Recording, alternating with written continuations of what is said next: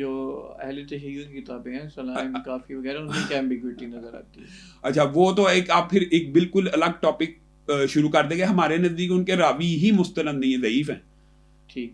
کیونکہ ہمارے نزدیک رسول اللہ صلی اللہ علیہ وسلم کے قول کو پرکھنے کے لیے راوی کا صادق ہونا, سچا ہونا ضروری ہے. جس راوی کے بارے میں ہم کہیں گے ہے ہی جھوٹا, تو اس کی روایت ہم کیسے سچی سمجھیں گے؟ یہ بہت بڑا اختلاف ہے ہمارے اور ان کے مابین. یہ آپ نے اہل سنت کے ایک اہل سنت اسکول آف تھاٹ میں آپ پہلے گئے تھے مالکی شافعی, اس کے اندر میں جہاں تک آپ اہل تشیعوں کے مراجع اور ہمارے مراجع کی بات کریں گے نا, ان کے اندر تو ہمارا بڑا بنیادی اختلاف یہ ہے کہ ہم ان کے راویوں کو کذاب سمجھتے ہیں, وضاع سمجھتے ہیں.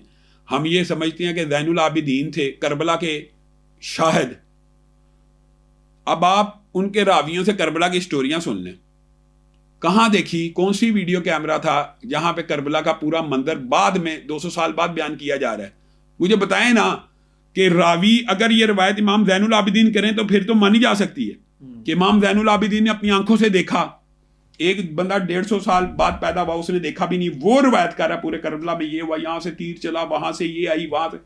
ہم اس کو کذاب اور وضاع سمجھتے ہیں کہ خود گاڑ ہے.